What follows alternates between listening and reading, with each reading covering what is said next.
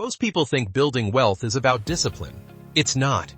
It's about surviving one specific financial phase that breaks 80% of people before they ever see the other side of it. Let me take you back to a feeling most of you already know. You're working. You're trying. You're cutting back on things you actually enjoy. You're saying no to trips with friends, no to nice dinners, no to things that make life feel good. And every month you check your savings account and the progress feels pathetically slow. You start doing the math and you think, at this rate, I'm going to be 60 years old before I ever feel financially free. That feeling right there, that frustration, that doubt, that's not a sign you're doing it wrong.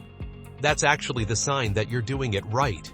Because almost everyone who has ever built real wealth went through exactly that phase. The grind phase, the invisible phase, the phase where nothing seems to be working, even when everything is working. Here's the thing about money that the wealthy understand and nobody teaches in school. Money has momentum. Small amounts of money move slowly. But as your money grows, it starts to carry its own weight. It starts doing work for you that you didn't do yourself. The first 10,000 is slow because you are the engine. You are the one creating every single dollar through your labor, your time, your sacrifice. But once you cross that threshold and you keep building, something starts to shift. Your money begins to generate money. And that changes everything about the experience of building wealth. Now let's talk about the psychological shift, because this is the part that genuinely surprises people. When you cross that $10,000 mark for the first time, something happens in your brain. It's not just a number. It becomes proof. Proof that you can actually do this. Proof that delayed gratification is real, and it works. Proof that the version of you that doubted whether you could ever save money was wrong. And that proof is powerful.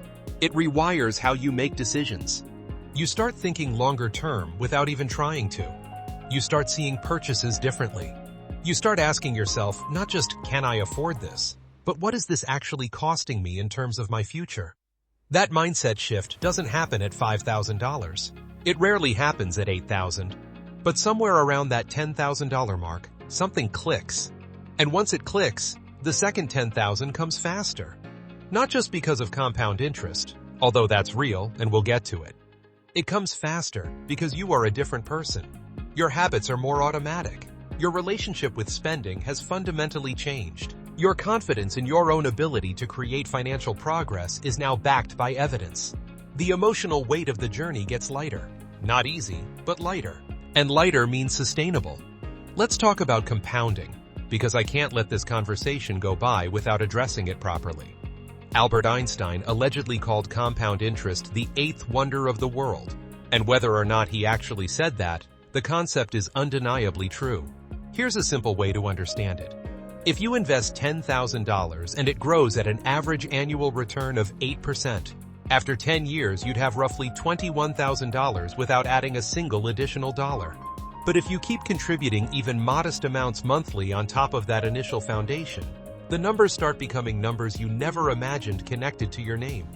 The key variable that most people underestimate is time.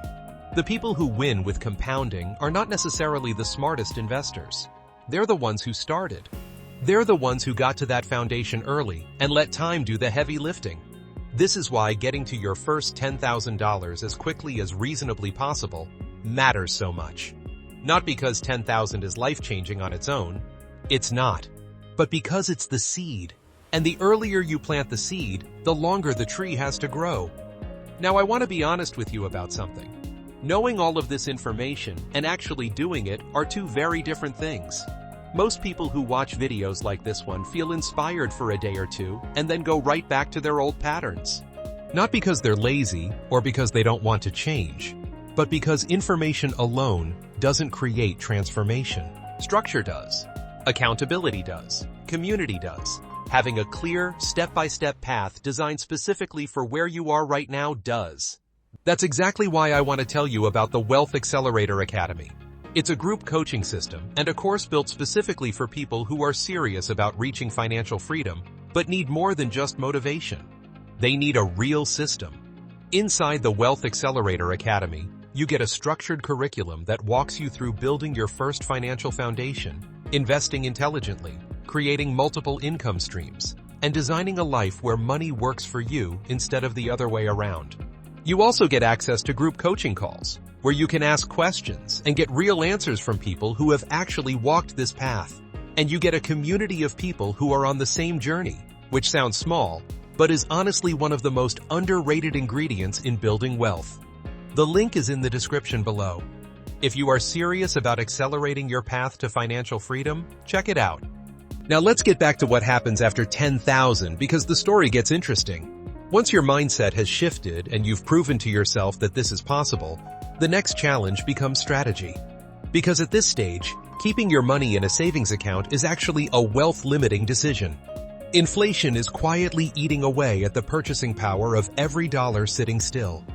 This is the moment where you need to start thinking about your money in terms of what it can do, rather than just what it is. For most people, this means getting into some form of investment, whether that's index funds, real estate, a business, or some combination of all three. The exact vehicle matters less than the decision to actually move. Paralysis is expensive. Every month you spend researching without acting is a month of potential compounding you don't get back. The people who successfully build wealth after that first milestone are the ones who commit to a plan and follow it consistently. Even when the market is down, even when life gets complicated, even when every instinct tells them to pull back and play it safe. Staying in the game during the uncomfortable moments is what separates people who build wealth from people who just talk about building wealth. Here's another thing that happens after 10,000 that people don't expect. Your income tends to grow. Not always because of a raise, but because the confidence and discipline that built your first 10,000 starts to spill over into your professional life. You start taking your own potential more seriously. You start asking for what you're worth. You start looking at new income opportunities with curiosity instead of fear. Money has a way of attracting more money, not just through investment, but through the person you become in the process of building it. The version of you that reaches $25,000, $50,000, $100,000 in net worth looks back at the version that was grinding toward 10,000 and feels proud. Not superior, proud. Because you know how hard those first steps were. You know what you sacrificed. You know what it took to stay the course when nothing felt like it was moving.